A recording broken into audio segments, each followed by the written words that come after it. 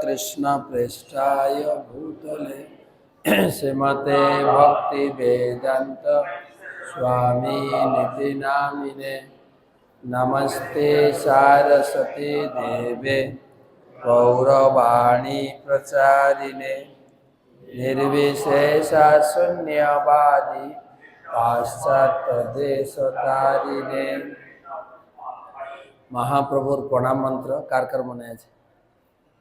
ओम नमो महावदन्नाय कृष्ण प्रेम प्रदायते कृष्णाय कृष्ण चैतन्य नाम्ने गौरातिसे नमः। जय श्री कृष्ण चैतन्य प्रभु नित्यानंद श्री अद्वैत गदाधर श्रीवासदि श्री गौर भक्त बिंद।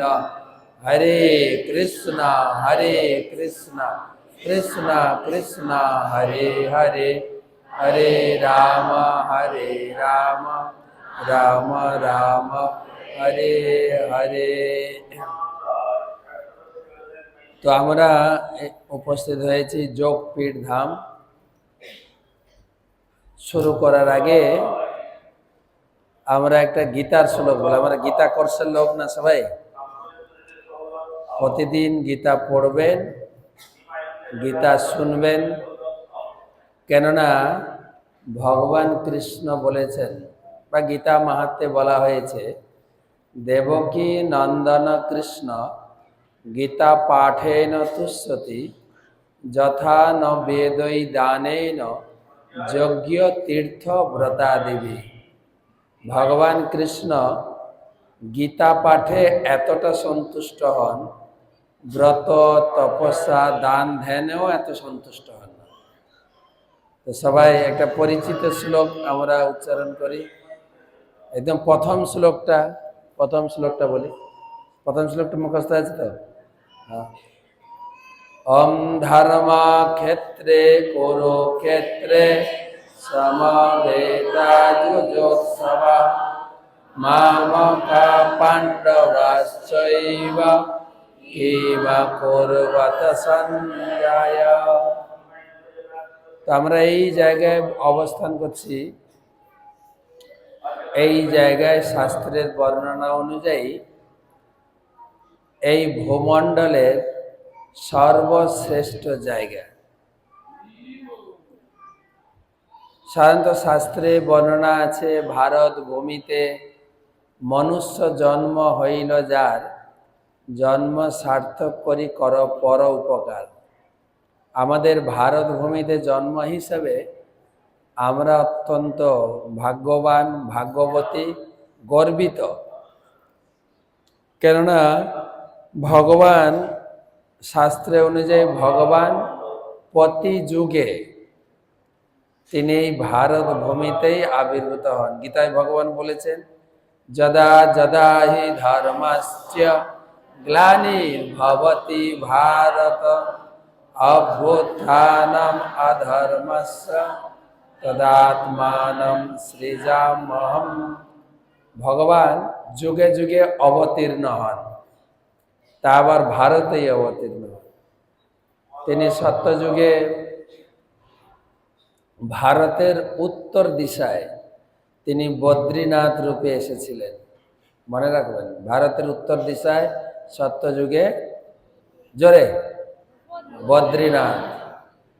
ত্রেতা যুগে ভারতের দক্ষিণ দিকে তিনি এসেছিলেন রামনাথ।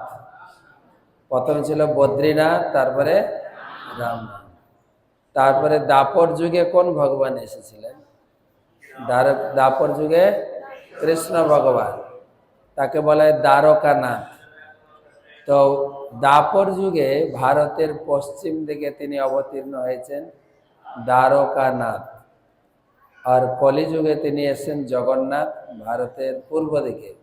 সেজন্য ভারত ভূমি অত্যন্ত পবিত্র। ভগবান ভারতেই আছেন।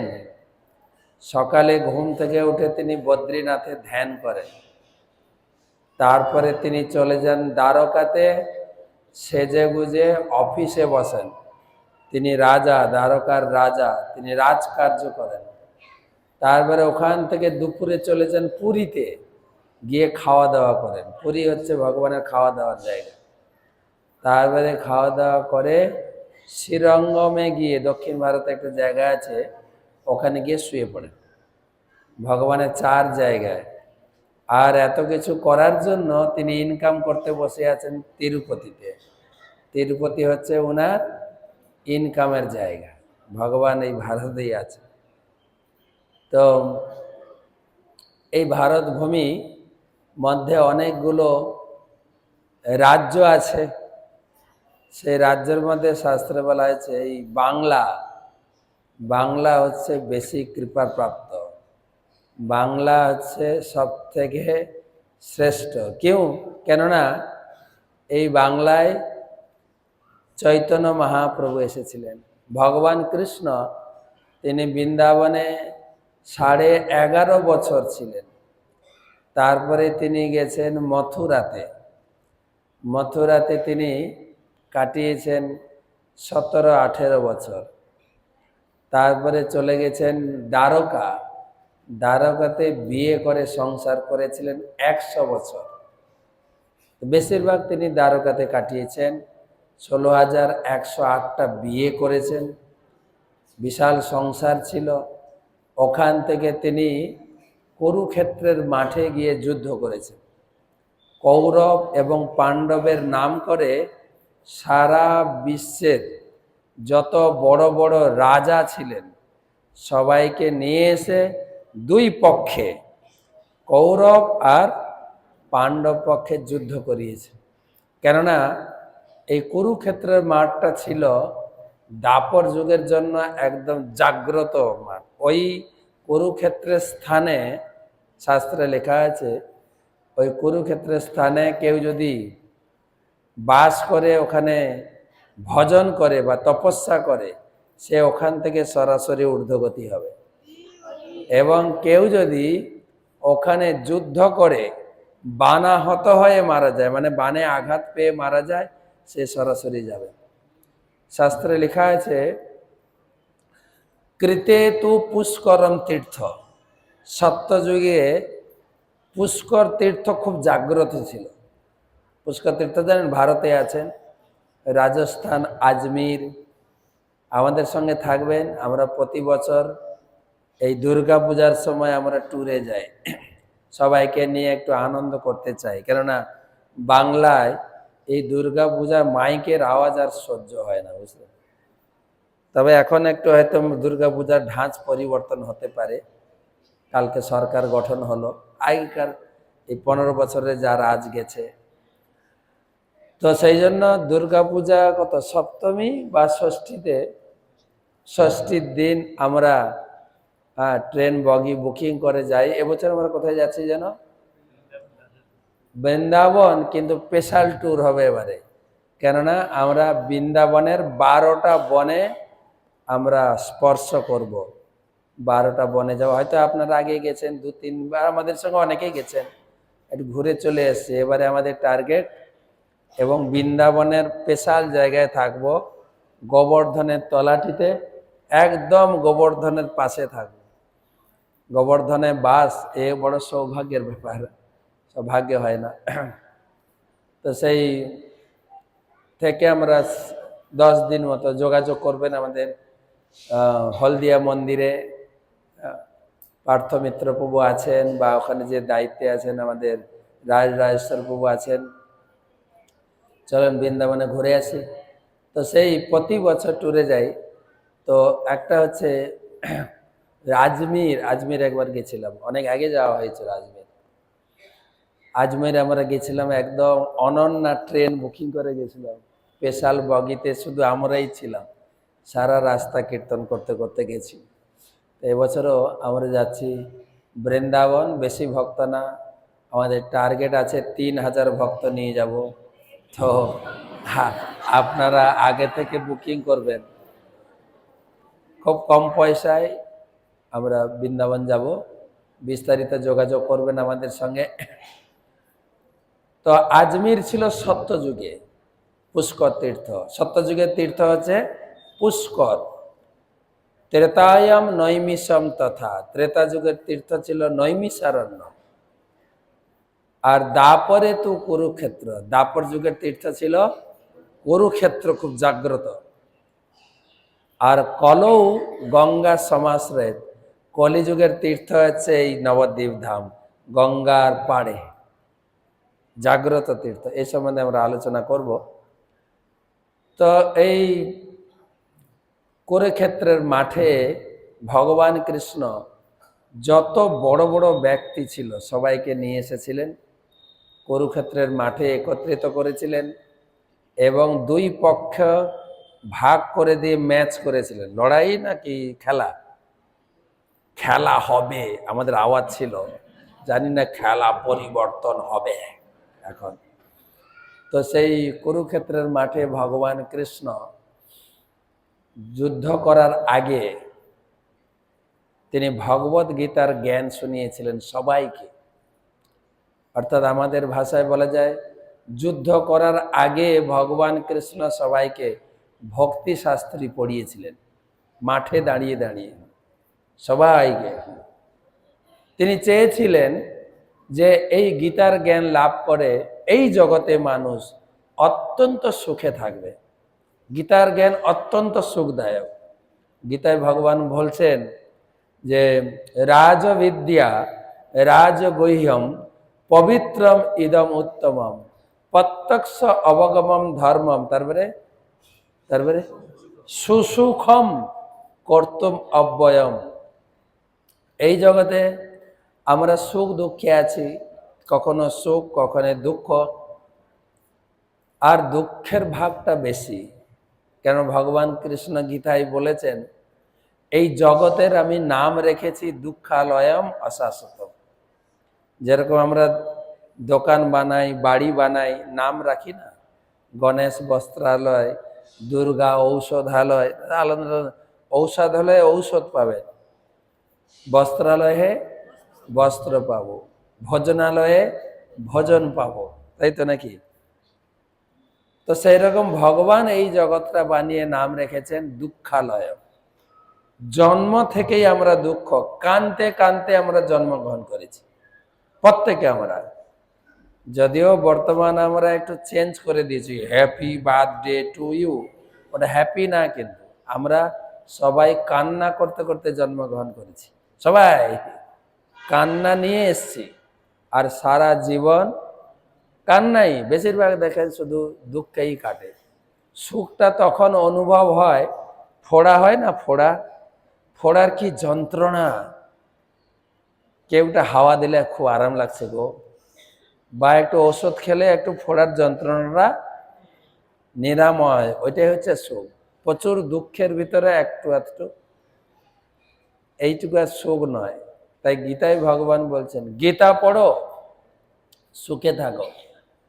শিল প্রভুপাদ সারা বিশ্বে একটাই মন্ত্র শিখিয়েছেন, আমেরিকাতে, জার্মানে, চাইনা, হরিনাম করো, গীতা পড়ো, সুখে থাক।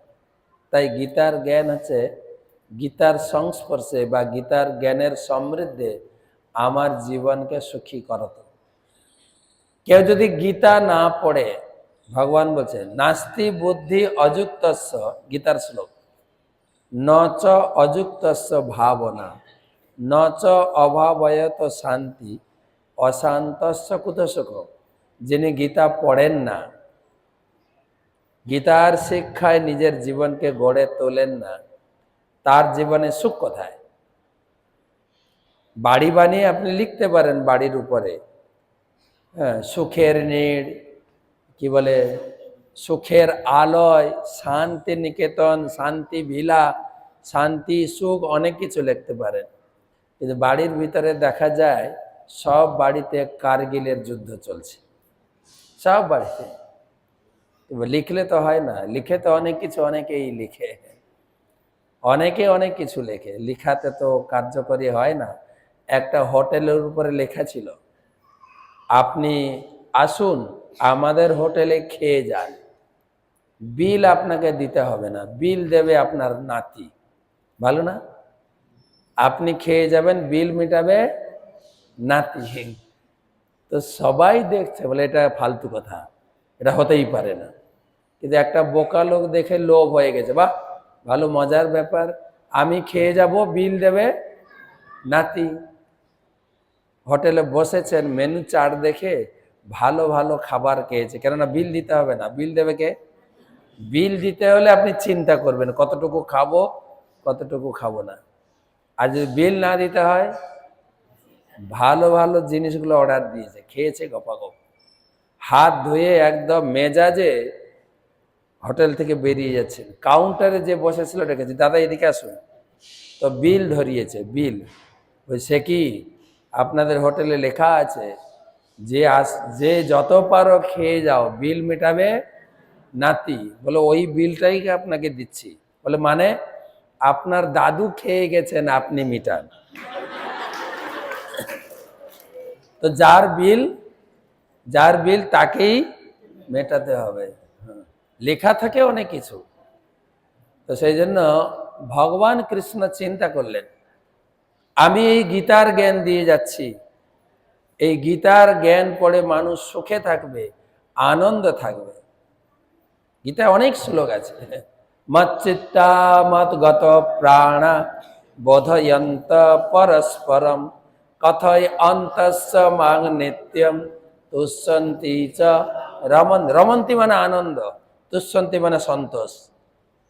গীতার জ্ঞানে মানুষের জীবনে সন্তোষ, শান্তি আর আনন্দ আছে। তো সেই ভগবান চিন্তা করলেন, আমি এই যে গীতার জ্ঞান দিয়ে যাচ্ছি, আগের পিঢ়ি এই গীতা পড়ে তাদের জীবনকে আনন্দময় সমৃদ্ধি করে তুলবে। তারপরে ভগবান কৃষ্ণ দাপর যুগে লীলা সমাপন করে তিনি চলে গেলেন। অপেক্ষা করছেন সবাই গীতা পড়বে। গীতা কেউ পড়ছে না, কেউ গীতা পড়ছে না। সব নিজের পারিবারিক এই সুখ নিয়ে ব্যস্ত আছে, বা দুর্গা পূজা, কালী পূজা, এই অনুষ্ঠান, কিন্তু গীতা লাল কাপড় দিয়ে মুড়ে ঘরে রাখা আছে। কখন গীতা পড়ে? গীতা পড়ে না লোকে, দাদুটা মরছে না গো, গীতাটা এনে একটা বুকে রেখে দাও, মরে যাবে। গীতা স্পর্শ করলে মরে যাবে, যত তাড়াতাড়ি দাদুটা মরে। অর্থাৎ লোকে চিন্তা করে গীতা হচ্ছে মৃত্যুর সময় কাজে লাগে, না, গীতা তো আমার জীবনে বেঁচে থাকার জন্য। গীতাতে লেখা আছে আমি কি করে সুখে এবং শান্তিতে আমার এই জীবন অতিবাহিত করব। ভগবান কৃষ্ণ 1000 বছর, 2000 বছর, 3000, 4000 বছর অপেক্ষা করলেন। তারপরে চিন্তা করলেন, আমি গীতার জ্ঞান শুনিয়েছি কুরুক্ষেত্রের মাঠে, আমি নিজে যাব, গীতা পড়ে জগৎকে শেখাব। তাই তিনি 4500 বছর কুরুক্ষেত্র মাঠের পরে তিনি এইখানে অবতীর্ণ হয়েছিলেন। এখন প্রায় 5000, মানে মহাপ্রভু এসেছিলেন আজ থেকে 540 বছর আগে। তিনি এইখানে জন্মগ্রহণ করেছিলেন। বজেন্দ্র নন্দন যেই, শচী সুত হইল সেই, যেই আর সেই ভগবান কৃষ্ণ, যিনি বৃন্দাবনে গোচারণ লীলা করেছেন, বৃন্দাবনে গিরি গোবর্ধন ধারণ লীলা করেছেন, বৃন্দাবনে রাস লীলা করেছেন, গোপীদের বস্ত্র হরণ করেছেন, দিন রাত ব্রজবাসীকে আনন্দে মাতিয়ে রেখেছিলেন। সেই কৃষ্ণ এই বাংলায় এসে জন্মগ্রহণ করেছিলেন কলিযুগে। তিনি এসেছিলেন শচী মার পুত্র রূপে। আপনারা দর্শন করেছেন সেই নিম গাছ, যেই নিম গাছের নিচে মহাপ্রভু ভূমিষ্ঠ হয়েছিলেন, নিম গাছের নিচে তার জন্ম, সেই জন্য নাম সবাই নিমাই বলে ডাকত। আর শুধু তাই না, শচী মাতার অনেকগুলো সন্তান জন্ম হয়ে মারা গেছেন। তখন পড়োশি বা প্রতিবেশী লোক বলছেন, জন্ম হওয়ার সাথে সাথে জম নিয়ে যাচ্ছে, তাই নিম গাছের নিচে জন্ম দাও, নিম তিতো, জমরা যেখানে আসবে না। তো সেই নিম গাছ, সেই অরিজিনাল নিম গাছ, যে নিম গাছ মহাপ্রভু জন্মের স্থান সময়ের সাক্ষী। শুধু তাই না, এই নিম গাছের ডাল দিয়ে বিষ্ণুপ্রিয়াকে মহাপ্রভু যখন সন্ন্যাস গ্রহণ করে চলে যান, বিষ্ণুপ্রিয়া দেবীকে বলেছিলেন, আমি যেখানে জন্মগ্রহণ করেছিলাম সেই নিম গাছ, যেখানে মা আমাকে কোলে করে স্তনপান করাতেন, সেই নিম গাছের কাঠ দিয়ে তুমি আমার মূর্তি তৈরি করো। সেই মূর্তি আছে নবদ্বীপ শহরে, পরিক্রমা এলে দেখাবো আপনাদের, খুব সুন্দর মূর্তি। তো সেই মহাপ্রভু এখানে জন্মগ্রহণ করলেন। আপনারা যাওয়ার সময় দেখেছেন সেই নিম গাছের তলায় একটা শ্লোক লেখা আছে, নবদ্বীপ মধ্যে মায়াপুর নামে গ্রাম, যথায় জন্মিলেন চৈতন্য ভগবান। যেখানে চৈতন্য মহাপ্রভু জন্মগ্রহণ করেছিলেন। নবদ্বীপ হেন গ্রাম ত্রিভুবনে নাই, বলেন তো, নবদ্বীপ হেন গ্রাম ত্রিভুবনে নাই। আরেকবার, যথাই জন্মিলেন চৈতন্য গোসাই। এই নবদ্বীপ হেন গ্রাম ত্রিভুবনে নাই, এটা সেই জায়গা, যেই জায়গায় আপনারা এসেছেন। কেবল মহাপ্রভু নয়, এই বাংলায় মানে মহাপ্রভু অন্যান্য পার্শ্বদ, মহাপ্রভুর এই আশেপাশে বাংলাদেশে বা বাংলার বিভিন্ন জায়গায় এসেছিলেন। কৃষ্ণ এলেন চৈতন্য মহাপ্রভু রূপে, আর নিত্যানন্দ প্রভু ছিলেন কে? বলরাম এলেন নিত্যানন্দ প্রভু রূপে। রাধারানীও সঙ্গে এলেন বাংলার লোককে কৃপা করার জন্য। বাংলার লোককে কৃপা করার জন্য রাধারানী এসেছিলেন কি রূপে? গদাধর রূপে। আর শুধু তাই না, বিষ্ণু ঠাকুর, শিব ঠাকুর, তারাও চিন্তা করলেন আমরাও যাই মহাপ্রভুর সঙ্গে বাংলায় নগর কীর্তন সংকীর্তনে ধ্বনি তরঙ্গ শুরু করব, যাতে মানুষ সংকীর্তন ধ্বনিতে আনন্দে নাচবে। যেরকম আপনারা নাচছিলেন, প্রভু কত সুন্দর কীর্তন করছে, হরে কৃষ্ণ তাল লাগছিল কিনা? সেই তালে সবাইকে নাচিয়েছে মহাপ্রভু। তো সেই গদাধর এলেন, আর মহাপ্রভু যত পার্শ্বদ, বৃন্দাবনে যত সখা, যত গোপী, সবাইকে বাংলায় নিয়েছিলেন। বিষ্ণু ঠাকুর, শিব ঠাকুর এলেন কি রূপে? অদ্বৈত আচার্য রূপে। আমাদের নারদ মুনি, তিনিও লোভ সামলাতে পারলেন না, সবাই যাচ্ছে আমিও যাব, আমিও গিয়ে ওখানে হরি নামে নাচবো। তিনি এলেন শ্রীবাস ঠাকুর, তিনিও বাংলায় জন্মগ্রহণ করলেন, ছিলেন বৈরাগী সন্ন্যাসী, আর নবদ্বীপে জন্মগ্রহণ করে গৃহস্থ হয়ে গেল। বিয়ে করে লেগে পড়লেন, স্বামী স্ত্রী দুজন মহাপ্রভুর সেবা করতেন, এই পাশে থাকতেন, শ্রীবাস অঙ্গন পাশেই থাকতেন, মহাপ্রভুকে বাৎসল্যভাবে পুত্রভাবে সেবা করতেন। দেখা গেছে অনেক লীলা আছে। আর যত বিশাখা দেবী, ললিতা দেবী, সব পুরো টিম এখানে এসেছিলেন। এখানে হরে কৃষ্ণ কীর্তনের ধ্বনির উত্তাল এখান থেকে শুরু করেছিলেন। এই জায়গায় পড়বেন, আমাদের বাংলায় যে জন্মের সৌভাগ্য, বা বাংলা কতটা ধন্যাতি ধন্য, এ জানতে গেলে বাংলা সাহিত্যের ইতিহাস পড়তে হবে। কি পড়বেন জানেন? চৈতন্য চরিতামৃত, তবে উপলব্ধি করব। আর না হলে পড়াশোনা করে বিদেশ পালাবো, টাকা ইনকাম করতে। বাংলা যে কত উর্বর, এই বাংলা ভূমিতে জন্ম হওয়ার জন্য কত জন্মান্তরের ভাগ্য নিয়ে এসেছি, সেটা অনুভব করতে গেলে চৈতন্য চরিতামৃত পড়বেন। আর যার জন্য সারা বিশ্বের লোক, কার আমেরিকায় কার জন্ম, কার আফ্রিকায় জন্ম, কার চায়না, তারা অনেক প্রয়াস প্রার্থনা করে এখন মায়াপুরে বাস করছে। মায়াপুরে চারিদিকে প্রায় 69টা দেশের লোক থাকে, আর আমরা বাংলায় জন্ম, বাইরে যাব টাকা ইনকাম করতে। যদিও আমাদের বর্তমান সরকার বলেছে পরিযায়ী আর হতে হবে না, আমরা আপনাদের কাজ দেবো, বলে দেখা যাক, যদি দেয় ভালো। তো সেই বাংলা ভূমি, বাংলা ভূমির মধ্যে এই নবদ্বীপ ভূমি, যেখানে মহাপ্রভু, এইখানে মহাপ্রভু এই জগতে 24 বছর ছিলেন টোটাল। আর 24 বছরের ভিতরে 48 বছর ছিলেন, 24 বছর এখানে কাটিয়েছে, যেই জায়গায় আপনারা বসে আছেন। তো 24 বছর না আপনার 24 দিন থাকেন নাকি না 24 ঘন্টা, কত ঘন্টা কতক্ষণ থাকবেন? 24 ঘন্টা থাকেন কমপক্ষে। 24 ঘন্টা থাকা যাবে না? হ্যাঁ, থাকা যাবে কমপক্ষে 24 ঘন্টাও থাকতে পারে। 24 ঘন্টা না, আপনার অনেকক্ষণ আছে। তো এই জায়গায় 24 বছর মহাপ্রভু কাটিয়েছেন। মহাপ্রভুর জন্ম এখানে। মহাপ্রভু যখন মায়ের গর্ভে ছিলেন, সমস্ত দেবদেবী উপর থেকে এসে বন্দনা করতেন। সচিমা শুনতে পেতেন, কানে দেখতে পেতেন না। অলক্ষ্যে দেবদেবী সব মহাপ্রভুর গুণকীর্তন করতেন।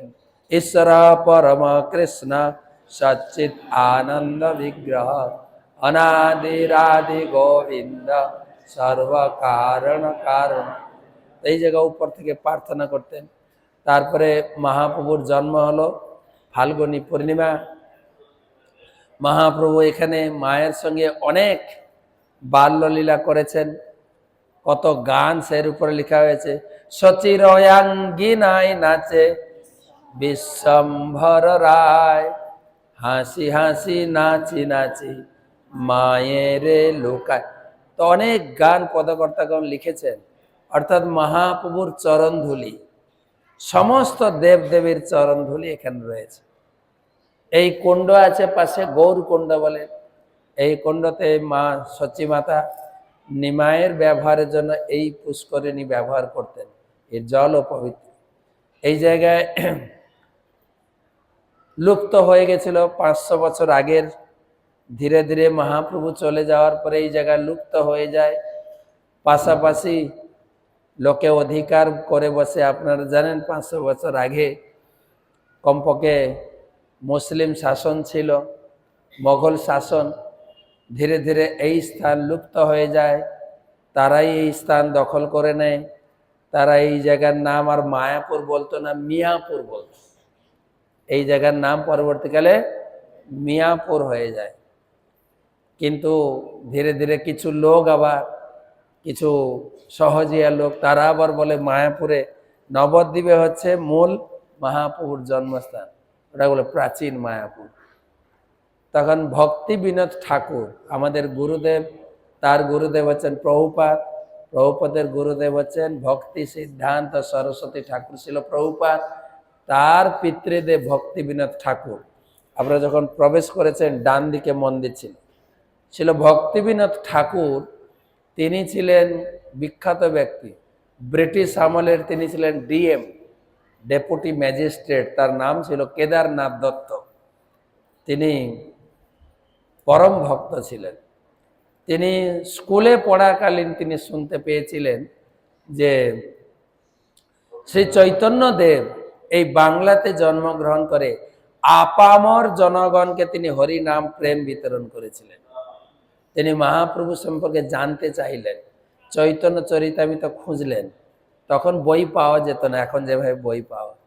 চৈতন্য চরিতামৃত পড়ে তিনি জানতে পারলেন মায়াপুর, নবদ্বীপ মধ্যে মায়াপুর নামে গ্রাম, যথায় জন্মিলেন শ্রী চৈতন্য ভগবান। তো এইটা হচ্ছে জন্মস্থান। তখন তিনি জগন্নাথ দাস বাবাজিকে সঙ্গে নিয়ে এলেন। জগন্নাথ দাস বাবাজির বয়স ছিল 125 বছর।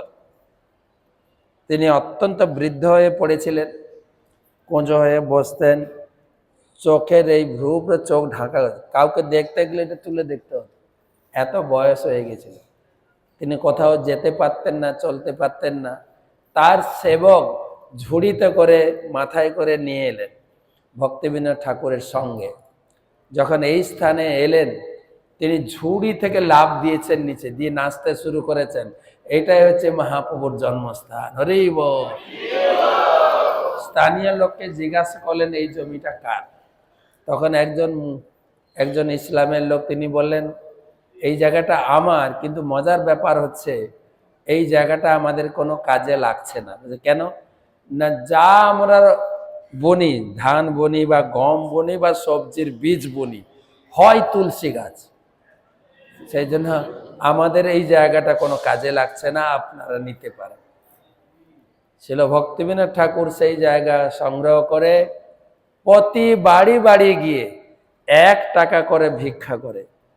কয় টাকা? 1 টাকা করে এই মন্দির বানিয়েছে প্রত্যেকের দিন। তো সেই জন্য ছিল ভক্তিবিনোদ ঠাকুরকে বলা হয় মায়াপুর ধামের পুনরাবিষ্কারক।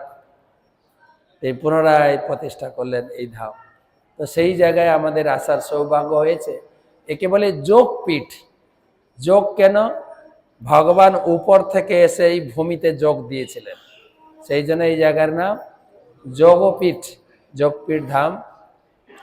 9টা দ্বীপ আছে, যার জন্য নাম হচ্ছে নবদ্বীপ। আমাদের মেদিনীপুরের লোক নবদ্বীপ বলতে পারে না অনেকে। আমি যখন বাড়িতে, আমিও মেদিনীপুরের ছেলে, আর কালকে মুখ্যমন্ত্রী এলো, সেও মেদিনীপুরের ছেলে।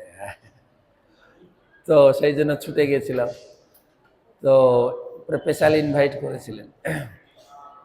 যাই হোক, সেই মেদিনীপুরের লোকেরা নবদ্বীপ বলতে পারে না, নগরদ্বীপ। নগরদ্বীপ না, নবদ্বীপ। নব মানে 9, নব মানে নতুন। বলে না নববর্ষ, নতুন। নবর অর্থ দুটো, নব মানে 9, নব মানে নতুন। তো এটা দুটো অর্থ, নব 9 আর নতুন। 9 মানে 9 দ্বীপ, এই যে নবদ্বীপ। আর নতুন কি? এটা হচ্ছে নববৃন্দাবন। ওই বৃন্দাবন পুরানো, এটা হচ্ছে নববৃন্দাবন। ওই বৃন্দাবন ভগবান কৃষ্ণ বানিয়েছেন উত্তরপ্রদেশে, যে বৃন্দাবন ধাম। আর এই বৃন্দাবন বানিয়েছেন শ্রীমতী রাধারানী, ভগবানের একান্ত সেবা করার জন্য। আর ছিল প্রভুপাদ, তার জীবনের 3টা জায়গা তিনি বেছে নিয়েছেন। তিনি বলেছেন বৃন্দাবন আমার বাড়ি, আর বোম্বে হচ্ছে আমার অফিস। সেজন্য ইসকনের মেন অফিস বোম্বে। বৃন্দাবন হচ্ছে আমার বাড়ি, বোম্বে হচ্ছে আমার অফিস, আর মায়াপুর হচ্ছে আমার ভজনস্থলী। মায়াপুরে আমি বসে ভজন করি সবসময়। তো সেই মায়াপুর ধাম নবদ্বীপ। নব মানে 9। প্রথম দ্বীপ সব বলে দেবো, শুনবেন নাকি বই নিয়ে পড়বেন? একটা ছোট্ট বই আছে, নবদ্বীপ মাহাত্ম্য, ছিল ভক্তি পুরুষোত্তম স্বামী মহারাজ লিখেছেন, খুব সুন্দর। কারা কারা পরিক্রমা করেছেন নবদ্বীপ পরিক্রমা? অনেক কম লোক তো, পার্থপ্রভু, রাজরাজেশ্বর প্রভু। এবছর সবাইকে নিয়ে আসেন।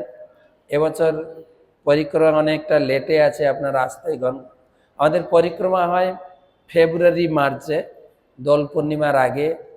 কয়েক হাজার লোক আসেন সারা দেশ থেকে, সারা দেশ বিদেশ থেকে। গত বছর 12,000 লোক পরিক্রমা করেছেন। আপনারা আসবেন, পরিক্রমাতে আমরা দেখাই। প্রথম দ্বীপ হচ্ছে সীমন্ত দ্বীপ, মনে রাখবেন, সীমন্ত দ্বীপ। বলেন কোন দ্বীপ? সীমন্ত দ্বীপ, যেখানে পার্বতী সত্যযুগে বসে তপস্যা করেছিলেন। সত্যযুগে তিনি এসে তপস্যা করেছিলেন, তার তপস্যায় সন্তুষ্ট হয়ে চৈতন্য মহাপ্রভু সত্যযুগে দর্শন দিয়েছেন।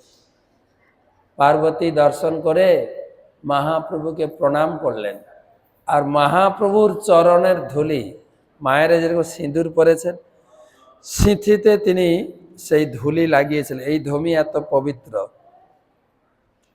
কেন? পার্বতী কার সঙ্গে বিয়ে হয়েছে? শিব ঠাকুর। শিব ঠাকুর তো বৈরাগী আর গরিব লোক। বিয়ে যে করেছেন, স্ত্রীকে যে একটু খুকুমনির সিঁদুর কিনে দেবে সে পয়সাও নেই। তাই পার্বতী নিজে নবদ্বীপে এসে এখান থেকে নবদ্বীপের ধুলি দিয়ে গেছে পরে। সেই জন্য পার্বতীর নাম হয়েছে সীমন্তিনী মাতা। পার্বতীকে জিজ্ঞাসা করলেন মহাপ্রভু যে তুমি কৈলাস ছেড়ে এখানে কেন তপস্যা করছো?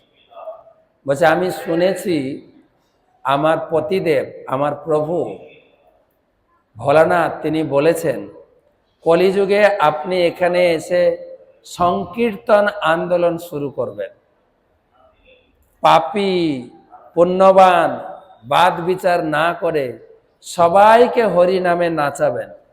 আমার ইচ্ছা হয়েছে সেই কলিযুগে আপনার লীলা দর্শন করার জন্য। আপনি কৃপা করে নবদ্বীপ ধামে থাকার জন্য একটু অনুমতি এবং ব্যবস্থা করে দেন, 4-5 কাঠা জায়গা কিনে দেন আমার জন্য। তো মহাপ্রভু অনুমোদন করেছিলেন। তাই পার্বতী দেবী এখানে আছেন এই নবদ্বীপ ধামে। পার্বতী দেবী 2 স্বরূপ এখানে নবদ্বীপ ধামে আছেন, আর এক স্বরূপে কৈলাসে আছেন। এখানে কোথায় আছেন জানেন? কোথায় আছেন? নবদ্বীপে। আপনারা অনেকে ট্রেনে ফিরবেন, তো নবদ্বীপে যাবেন, নবদ্বীপে ঘাটে উঠলেই বড়াল ঘাট বলে, ওই জায়গার নাম হচ্ছে পোড়ামাতলা। ঠিক বিষ্ণুপ্রিয়া স্টেশনে যাবেন, একটা বিশাল বট গাছের নিচে দিয়ে যেতে হবে আপনাকে। আপনি টোটোতে যান, অটোতে যান, হেঁটে যান, রিক্সাতে যান, যেতে হবে। ওই বট গাছের নিচে তিনি সেবিতা হচ্ছেন, ওখানে নিত্য নিবাস করছেন। তিনি রয়েছেন শ্রীমন্তিনী মাতা। এখানে বর্ণনা আছে, আমার গুরু মহারাজ বলেন, যারা নবদ্বীপে আসছো ওখানে দর্শন করে যাবে। তিনি অপেক্ষা করছেন ভক্তরা আমার কাছে আসবে, আমি তাদেরকে গৌর ভক্তি দান করব। শ্রীমন্তিনী মাতা। তো সেই পার্বতী দেবী, তিনি যেহেতু এই নবদ্বীপের ধূলি স্মৃতিতে ধারণ করেছিলেন, তার নাম হলো শ্রীমন্তিনী মাতা, আর জায়গার নাম হলো শ্রীমন্ত দ্বীপ। প্রথম দ্বীপ হয়ে গেল। আপনাদের একটু বসে বসে পরিক্রমা করিয়ে দিই, হাঁটতে হবে না, পয়সা খরচা করতে হবে না, ঠিক আছে? পরে এসে হাঁটবেন। সীমান্ত দ্বীপ পেরিয়ে আমরা যাব গদ্রুম দ্বীপ। প্রথম দ্বীপ কি ছিল? দ্বিতীয় দ্বীপ গদ্রুম দ্বীপ। গদ্রুম, গ মানে গাই, দ্রুম মানে গাছ। বিশাল একটা বটবৃক্ষের নিচে গাই তপস্যা করেছিলেন, সেই জন্য ওই দ্বীপের নাম পড়েছে গদ্রুম দ্বীপ। গাই কেন তপস্যা করেছিলেন না, ভাগবতে পড়বেন, ভগবান বৃন্দাবনে গিরি গোবর্ধন ধারণ করেছিলেন। হ্যাঁ, কতদিন? 7 দিন 7 রাত। কেন না, ইন্দ্র ব্রজবাসীর উপরে রাগ করে, ক্রোধ করে প্রচুর বৃষ্টি দিয়েছিলেন। সুনামি নাকি আইলা, হ্যাঁ, আর কি ছিল যেন, আম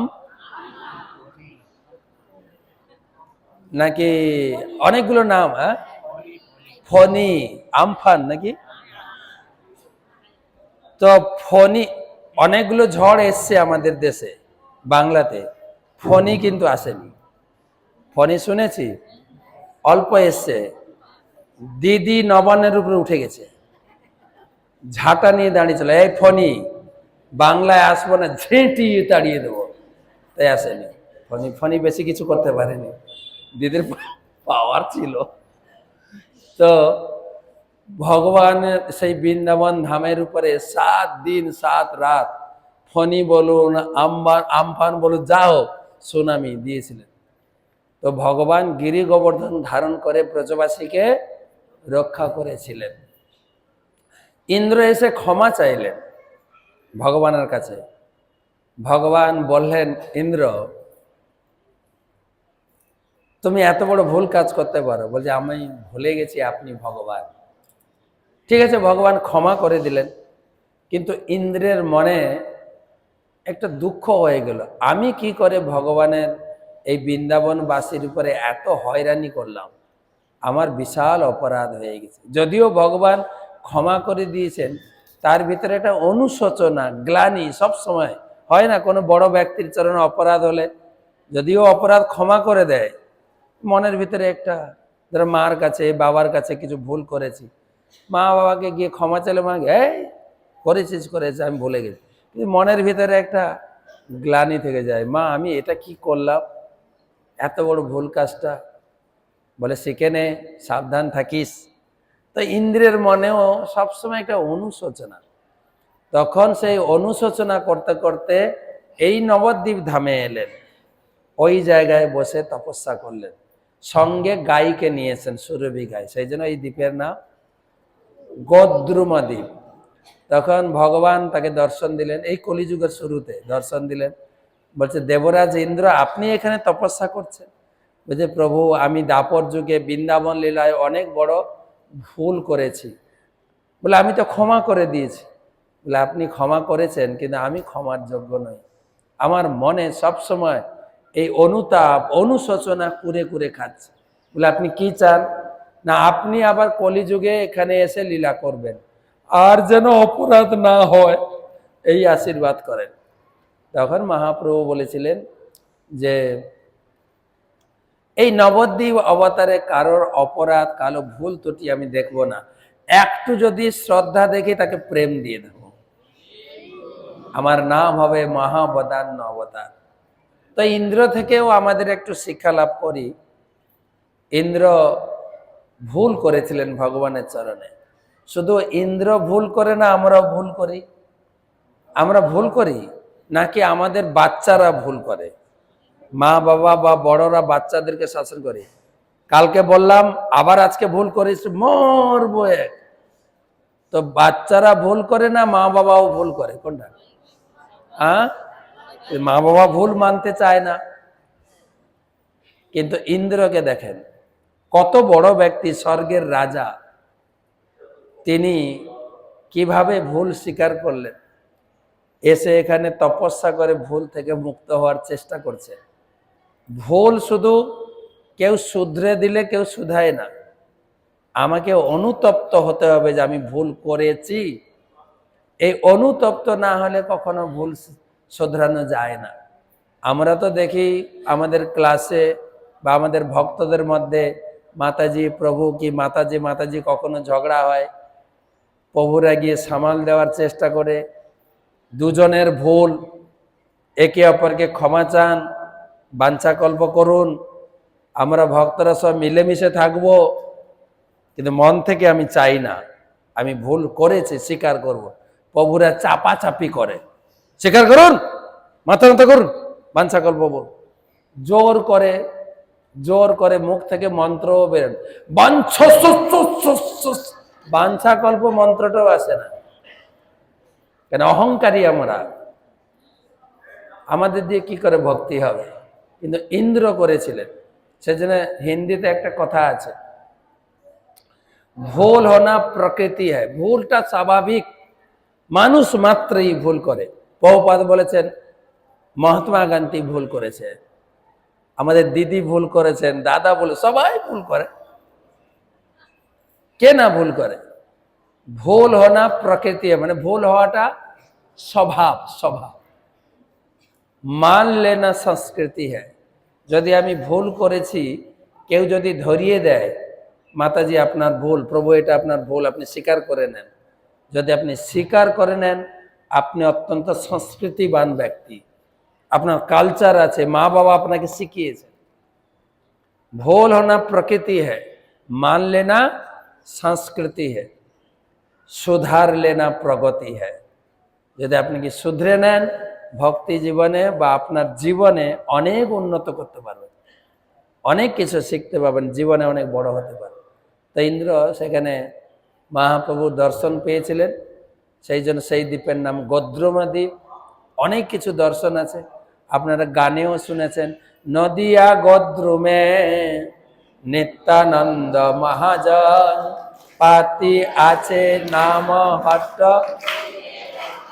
তো নাম হট্ট অফিস খুলেছিলেন নিত্যানন্দ প্রভু, সেই দ্বীপে নামের হাট খুলেছিলেন নিত্যানন্দ প্রভু, খুলেছিলেন। পরবর্তীকালে সেই নামের প্রচার, নামের হাট বন্ধ হয়ে যায়। তারপরে ছিল ভক্তিবিনোদ ঠাকুর আবার শুরু করেন, তাও আবার বন্ধ হয়ে যায়। বর্তমান ইস্কন প্রতিষ্ঠাতা আচার্য, তিনি ছিল গুরু মহারাজ, ছিল জয়পতাকা স্বামী গুরু মহারাজকে আদেশ দেন, আমি বড় বড় শহরে প্রচার করেছি, তুমি বাড়ি বাড়ি নামহট্ট প্রচার করো। তিনি আবার প্রচার শুরু করলেন, নামহট্ট প্রচার। তিনি গুরু মহারাজ হচ্ছেন সারা বিশ্বের নামহট্টের প্রচার মন্ত্রী তিনি। তো সেই নদিয়া, সেই কোন দ্বীপ বললাম? গদ্রুম, প্রথমটা ছিল সীমান্ত দ্বীপ, গদ্রুম দ্বীপ। গদ্রুম দ্বীপ থেকে মধ্যদ্বীপে মধ্যাহ্ন সময় সপ্তর্ষি ঋষিদের ভগবান দর্শন দিয়েছিলেন মহাপ্রভু সত্যযুগে। তারপরে আমরা যাব গঙ্গা পেরিয়ে কোলদ্বীপ, নবদ্বীপ শহর হচ্ছে কোলদ্বীপ, কোলদ্বীপ যেখানে কোল ভগবান আবির্ভূত হয়েছিলেন। তারপরে জন্মদ্বীপ, জন্মমণি সামনে মহাপ্রভু দর্শন দিয়েছিলেন। জন্মমণির পরে, জন্ম আশ্রমের পরে ঋতুদ্বীপ। কটা দ্বীপ হলো? প্রথমে সীমন্ত দ্বীপ, গদ্রুম দ্বীপ, মধ্যদ্বীপ, কোলদ্বীপ, জন্মদ্বীপ, ঋতুদ্বীপ। ঋতুর এখন এই যে 6 ঋতু আমরা বলি, 6 ঋতু, এখন কোন ঋতু চলছে? এখন গ্রীষ্ম ঋতু। গ্রীষ্ম ঋতু, বৈশাখ জ্যৈষ্ঠ গ্রীষ্ম ঋতু। যেরকম গঙ্গা জল, গঙ্গারও মূর্তি আছে, ঋতুরও মূর্তি আছে। 6 ঋতু নবদ্বীপে এসে ওই জায়গায় বসে মিটিং করছিলেন। কি মিটিং ছিল জানেন? ভোটে জিতবো তা না, কি মন্ত্রী পরিষদ গঠন করব তাও না। কি মিটিং ছিল না? নিমাই তখন মায়ের গর্ভে। সবাই চিন্তা করছেন আমাদের আরাধ্য দেবতা কৃষ্ণ সচিমার গর্ভে কার ঋতুতে জন্মগ্রহণ করবে। এটা ছিল আলোচনা। গ্রীষ্ম হাত তুলেছে, বলছে আমার ঋতুতে। বা তোমার ঋতুর বৈশিষ্ট্য কি? চারিদিকে একদম শুকনো, পরিষ্কার পরিচ্ছন্ন, হ্যাঁ, এই ঋতুতে আসবে। তখন গ্রীষ্মের পরে কে? বর্ষা বলছে আমি কথা বলবো তোমার উপরে। বলে কি? বলে গ্রীষ্ম ঋতু কি মোটেই ভালো? মোটেই ভালো না। ঘামের দুর্গন্ধ, আর চারিদিকে শুকনো, মাটি ফেটে চৌচির হয়ে যায়, গাছের পাতা সব শুকনো হয়ে ঝরে পড়ে, গাছপালা সব শুকিয়ে যায়, মাঠ শুকনো, গাছপালা শুকনো, সব শুকনো, ধু ধু করে আকাশ, গরম আর গরম। বর্ষার ঋতুটা ভালো। কেন? বর্ষার যখন জল পড়ে কৃষকের মনে আনন্দ, গাছপালা হরাভরা হয়ে যায় না? আর মাছ তো জলে না, ডাঙ্গায় উঠে নাচতে শুরু করে। কই মাছ দেখবেন ডাঙ্গায় নাচে, আছে না? আর গাই বাছুর গরু তখন আমরা ছেড়ে দিই, ল্যাস তুলে দৌড়াতে শুরু করে না? বর্ষা ঋতু ভালো। বর্ষার পরে কে? শরৎ হাত তুলেছে, না না না, গ্রীষ্ম তবুও ভালো। বর্ষার প্যাচ প্যাচে কাদা আর ঘামের দুর্গন্ধ, পচা ভাদ্র বলে না, ঠিক। বর্ষা তো একদমই ভালো না, শরৎটা ভালো। এসেছে শরৎ, হিমের পরশ লেগেছে হাওয়ার পরে, সকাল বেলায় ঘাসের আগায়। সবাই মনে আছে দেখছি কবিতাগুলো। শরৎকাল এলেই আমাদের আরো আনন্দ। শরৎকালে একটা মেন হচ্ছে দুর্গাপূজা, বাঙালিদের দুর্গাপূজা। নতুন কাপড় পরবো, ঘর গুছাবো, পূজা দেখতে যাব, ঘরে মা আসবেন, কত আনন্দ। শরৎ তার কাহিনী বলতে আছে, তার কাহিনী। হ্যাঁ, তো তখন তারপরে আবার এক একটা, তখন বসন্ত ঋতু বলেন আমরা ঝগড়াঝাটি করে লাভ হবে না। আমাদের জন্ম হয়েছে কার ইচ্ছায়? আমাদের জন্ম হয়েছে কার ইচ্ছায়? সব আন্দাজে কথা বলেন কেন? এখানে মন্দিরে এসছেন বলে ভগবান লাগিয়ে দেন নাকি? দেখবেন আমাদের যখন কোনো মায়ের গর্ভে সন্তান আসে, ডাক্তার বলে দেয় ওই মাসের এত তারিখ তোর বাচ্চা জন্মগ্রহণ করবে, ঠিক কিনা? বলে কিনা বলে? আর যদি ওই তারিখে সিগনাল না আসে, জন্মের সিগনাল, বাচ্চা যখন জন্মগ্রহণ করবে আগে থেকে সিগনাল আসে, জানেন তো? যন্ত্রণা, মায়ের গর্ভ যন্ত্রণা আসে, প্রসব যন্ত্রণা।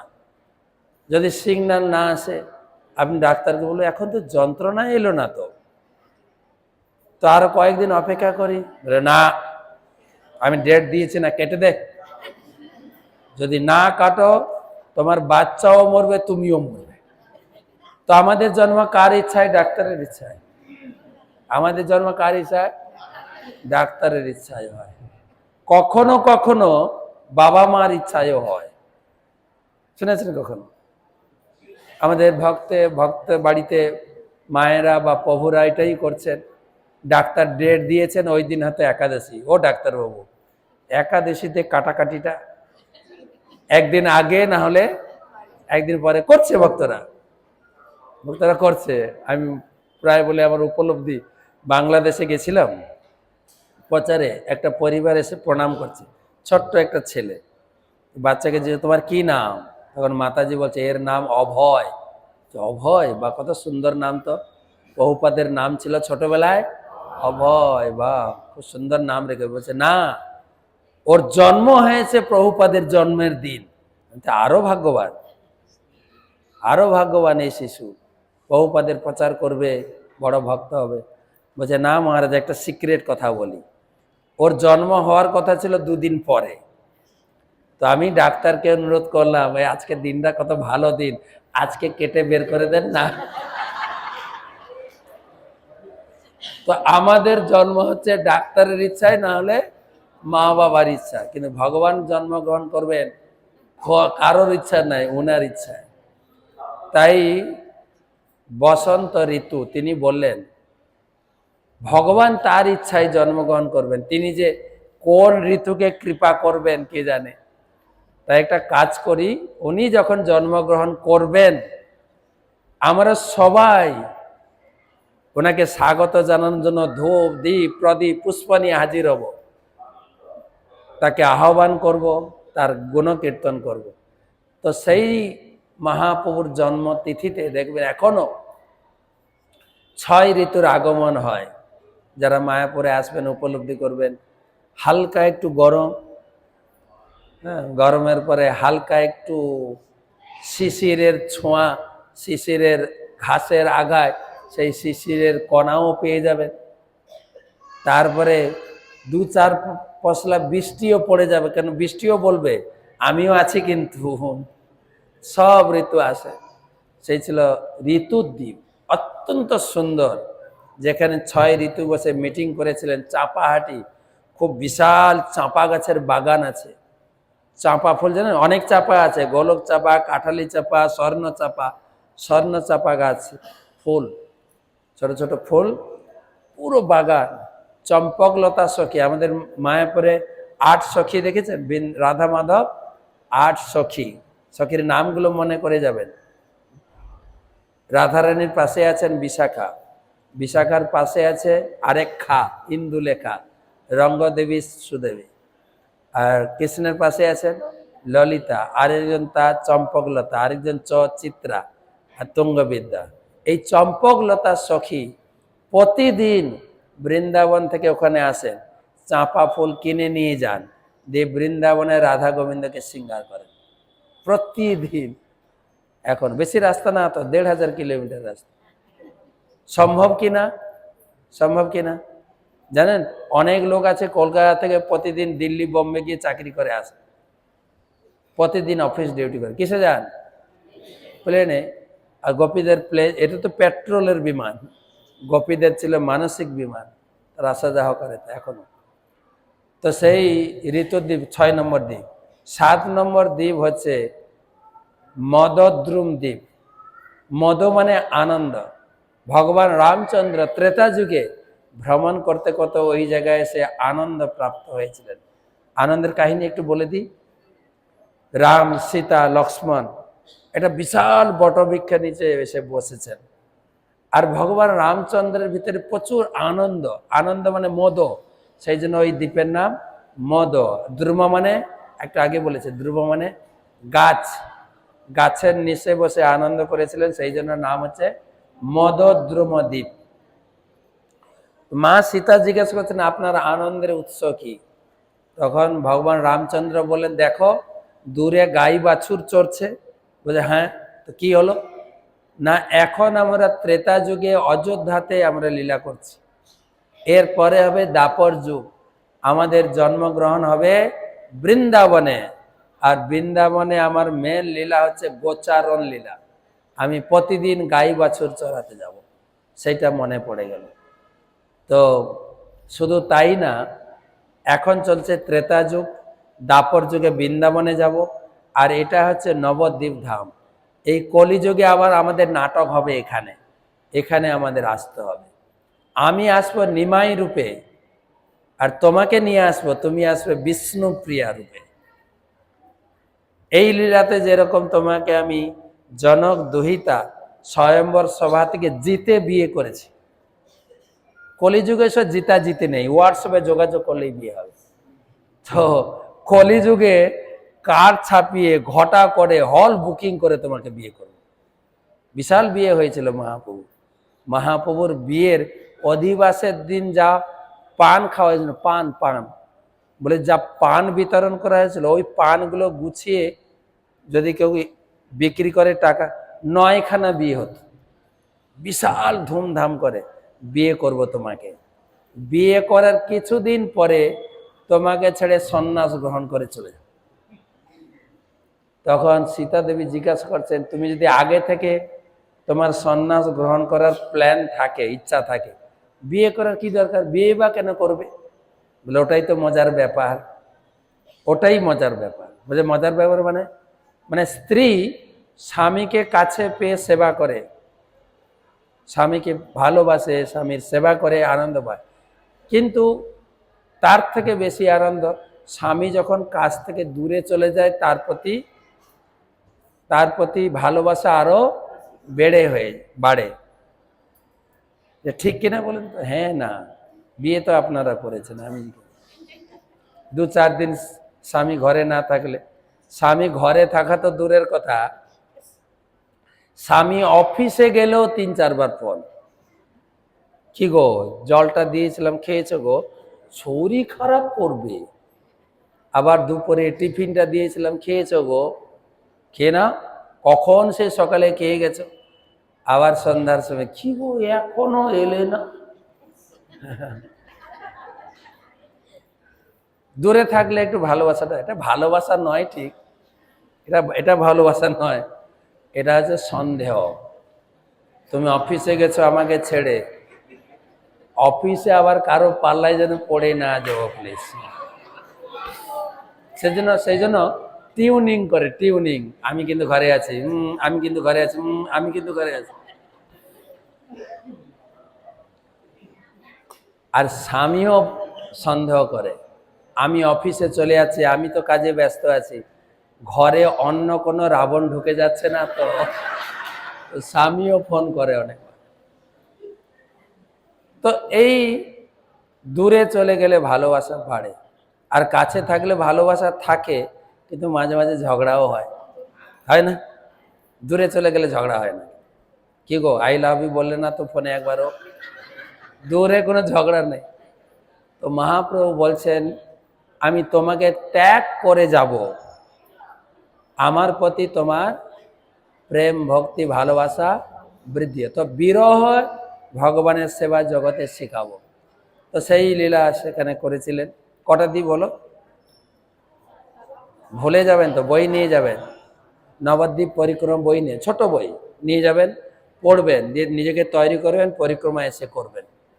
প্রথম হচ্ছে সীমন্ত দ্বীপ, গদ্রুম দ্বীপ, মধ্যদ্বীপ, কলদ্বীপ, জন্মদ্বীপ, ঋতুদ্বীপ, মদদ্রুম দ্বীপ। তারপরে রুদ্রদ্বীপ, যেখানে রুদ্র ভগবান তপস্যা করেছিলেন, শিব। আর যেখানে বসে আছে এই দ্বীপের নাম হচ্ছে অন্তর্দ্বীপ। একটা পদ্ম ফুল চিন্তা করুন, পদ্ম ফুলের মাঝখানে করর থাকে না, চারিদিকে পাপড়ি থাকে, 8টা পাপড়ি চারিদিকে, মাঝখানে যেটা হচ্ছে অন্তর্দ্বীপ, এটা হচ্ছে মূল দ্বীপ, অন্তর্দ্বীপ। এই অন্তর্দ্বীপ যোগপীঠ, আমরা রাত্রে যেখানে বাস করছি গীতা ভবনে, ওটাও অন্তর্দ্বীপের মধ্যে পড়ছে। তো এই অন্তর্দ্বীপ কেন নাম হলো? ইন্দ্র যেরকম ভুল করেছিলেন ভগবান কৃষ্ণের চরণে বৃন্দাবনে, ব্রহ্মাও ভুল করেছিলেন। ব্রহ্মা কি করেছিলেন? ভগবানের বাছুর, ভগবানের সখাকে হরণ করে নিয়েছিলেন, লুকিয়ে রেখেছিলেন। তো ব্রহ্মাও ভগবানের কাছে ক্ষমা চেয়েছিলেন, ভগবান ক্ষমা করে দিয়েছিলেন।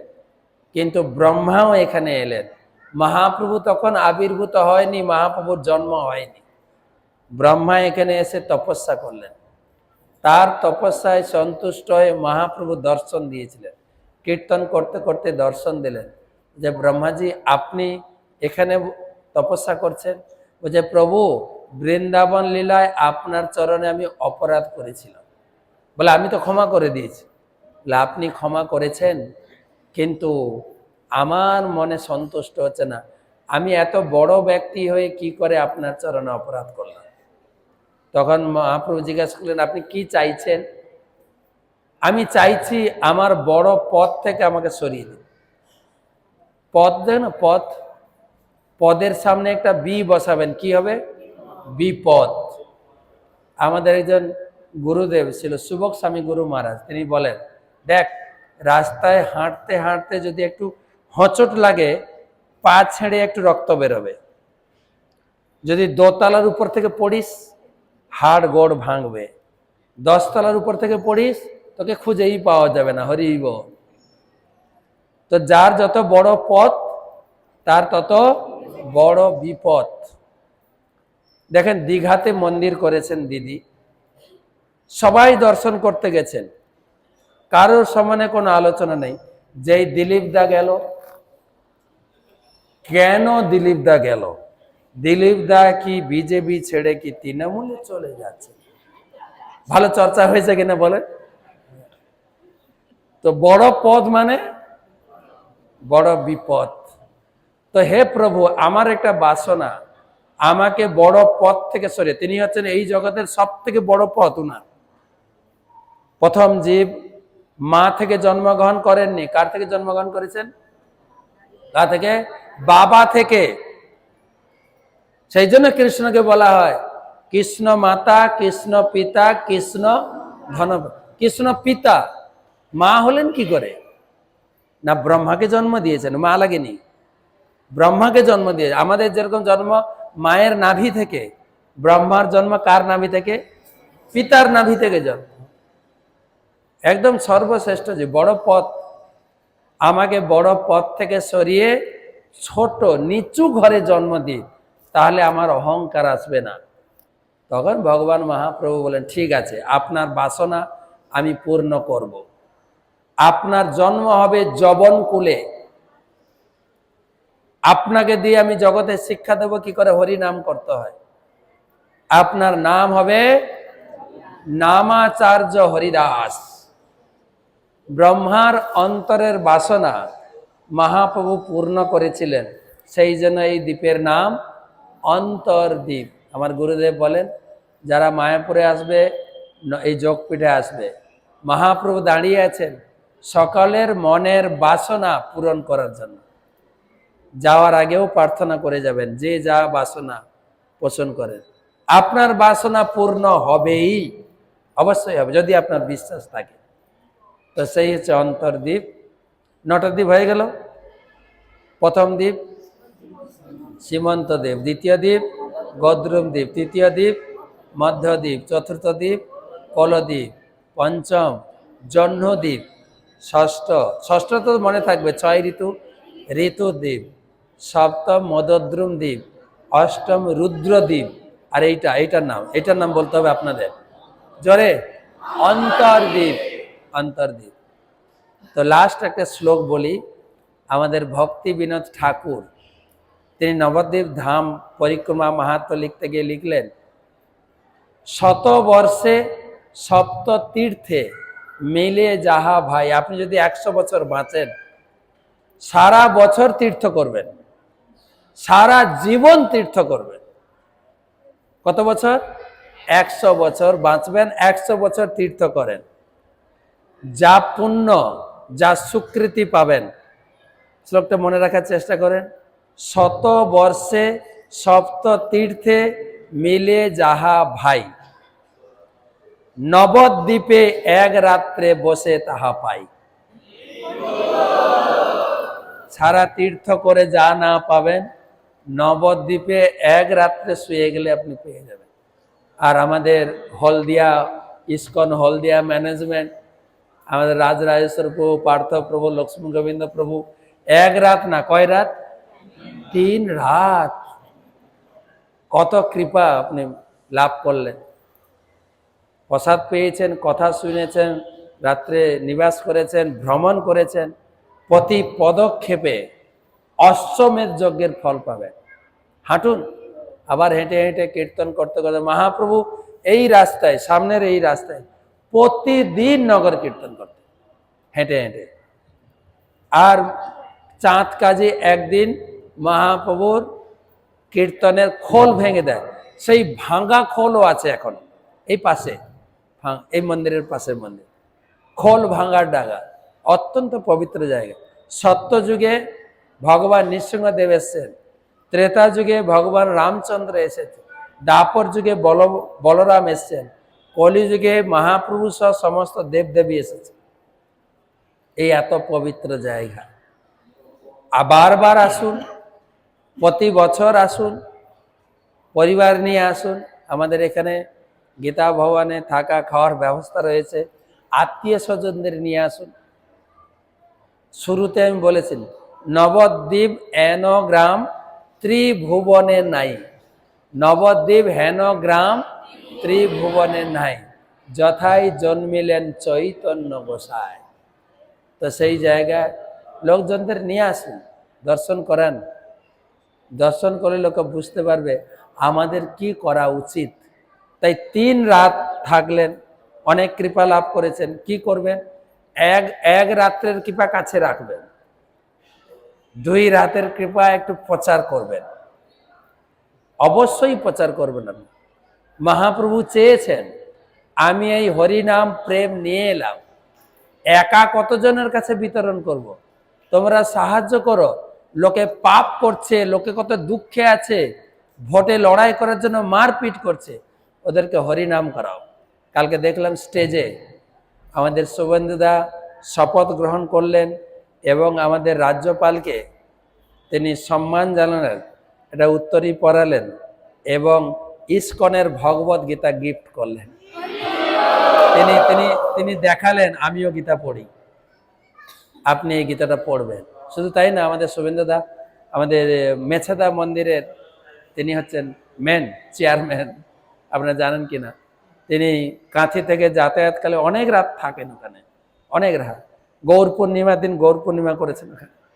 তারপরে এই ভোটে রেজাল্ট বেরোনো 2 দিন মানে আগে কলকাতা মন্দির গিয়ে তুলসী আরতি করে, তুলসী আরতি মনোবাসনা করে না, মোর এই অভিলাষ, বা তার আগের শ্লোকে যে তোমার শরণ লয় বাঞ্ছা পূর্ণ হয়েছে কি না দেখেন।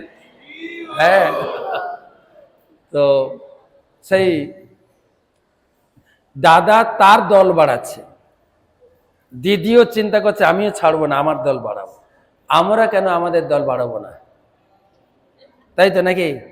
তাই মহাপ্রভু চেয়েছেন প্রতি ঘরে ঘরে গিয়া করই, প্রতি বাড়ি বাড়ি, আপনার আশেপাশে বাড়ি, আপনার যদি অফিস হয় অফিস কলিগ, আপনি যদি দোকানদার হন খরিদ্দার, বা খরিদ্দার হলে দোকানদারদের এই 1 বৈশাখ 25শে বৈশাখ গেল, 1 জানুয়ারি গিফট দেন।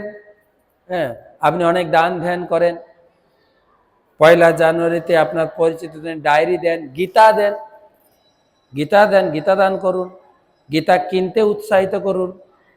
করতে হবে তো প্রচার, প্রচার না করলে আমাদের দল বাড়বে কি করে? তাই আমি কালকে জিজ্ঞেস করছিলাম আমাদের গীতা কোর্স সম্মেলনে প্রায় 1000-1200 লোক আসার কথা, এসছে নাকি কত 800, 850 লোক। সবাই যদি প্রয়াস করি, আমরা যদি মনে করেন যে না আমরা এই পথে এসে আমরা ভালো আছি বা ভালো জিনিস লাভ করেছি, যে পাপময় জীবন থেকে নিজেকে গুটিয়ে আনতে পেরেছি, তাহলে আপনি এই ভালো জিনিসটা অপরকে অবশ্যই বলবেন, আত্মীয় স্বজন। আর প্রচার করবেন না, মহাপ্রভু প্রচার করতে বলেননি। মহাপ্রভু কি বলেছেন না, ভিক্ষা করতে বলেছেন।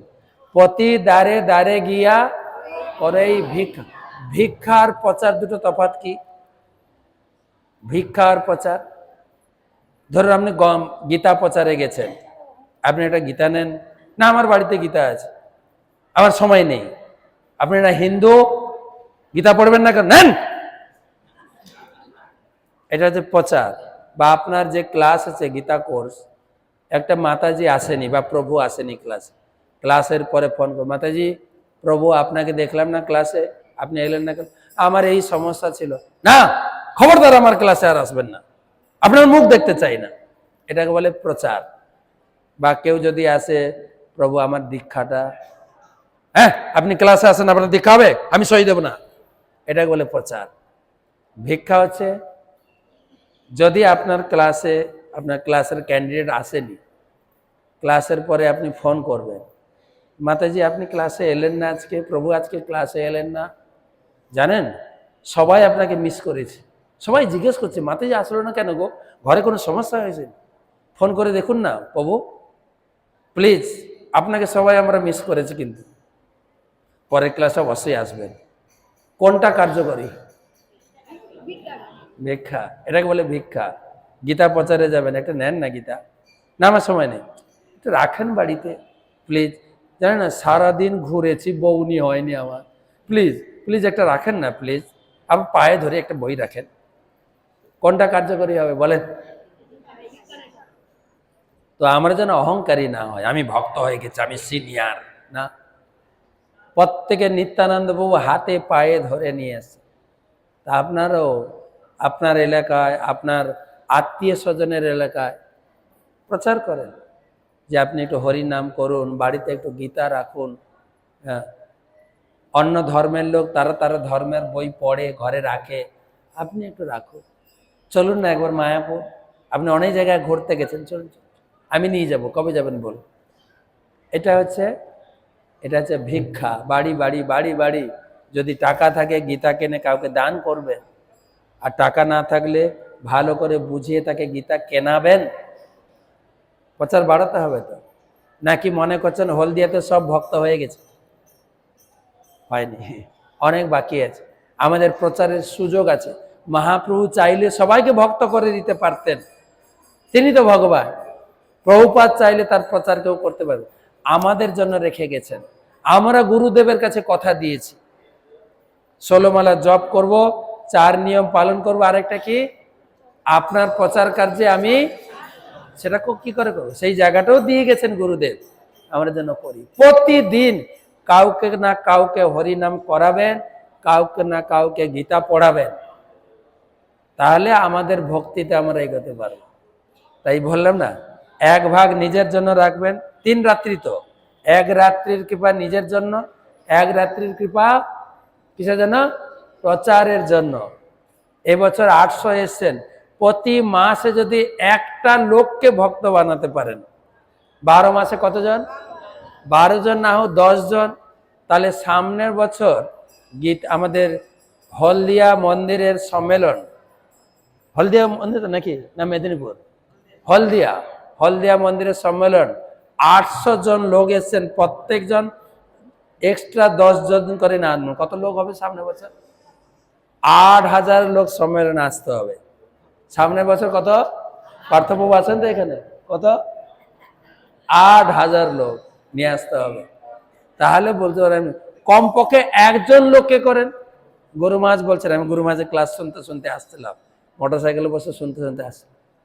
সবাই চেষ্টা করো, কারোর সঙ্গে খারাপ সম্পর্ক করবেন না, ভক্ত হোক অভক্ত হোক যা হোক, কে কি খাচ্ছে না খাচ্ছে কারোর বিচার আপনি করেন না, দরকার নেই। আমার গরু মাছ বলেছেন ড্রেনের জল খাওয়ার উপযোগী না হলেও আগুন নেভানোর উপযোগী, আগুন নেভাতে কাজে লাগবে। তাই কারোর সঙ্গে খারাপ ব্যবহার করো না, আমি এই পার্টি করি ওই কিচ্ছু না, কেননা সবাইকে আমার কাজে লাগে, সবাইকে ভালোবেসে সবাইকে অনুরোধ করে এই পথে নিয়ে আসতে হবে, তাহলে আমাদের কার্যকরী সফল হবে। তাই 1 রাত্রের কৃপা আপনার, আর 1 রাত্রের কৃপা কিসের জন্য? প্রচারের জন্য। আর 1 রাত্রের কৃপা আমাকে দিয়ে যাবেন, এতক্ষণ বকবক করলাম, ঠিক আছে দিয়ে যাবেন। তো 3 রাতের কৃপা নিয়ে যাচ্ছেন। শ্লোকটা মনে রাখবেন, শ্লোকটা মনে আছে তো? 100 বর্ষে সপ্ত তীর্থে মিলে যাহা ভাই, নবদ্বীপে 1 রাত্রে বসে তাহা পায়। হরি বল। ধন্যবাদ সকলকে, আমি এখানে শেষ করব। উঠে মহাপ্রভু মন্দির আবার দর্শন করবেন। নিম গাছের গোড়া থেকে একটু, যদিও আপনার স্বামী সিঁদুর কিনে দিয়েছেন, তবু একটু মাটি নিয়ে লাগিয়ে দেবেন, শুধু মাতাজির না প্রভুরাও। ওখান থেকে মাটি নিতে নিতে দেখবেন গর্ত হয়ে গেছে, প্রতি বছর 2 লরি মাটি ঢালতে হয়। এখানকার মাটি সারা বিশ্বে যাচ্ছে, সারা বিশ্বে যাচ্ছে, শুধু কৈলাসে যায়নি। এখন ইসকনের প্রচারে এখানকার মাটি সারা বিশ্বে যাচ্ছে।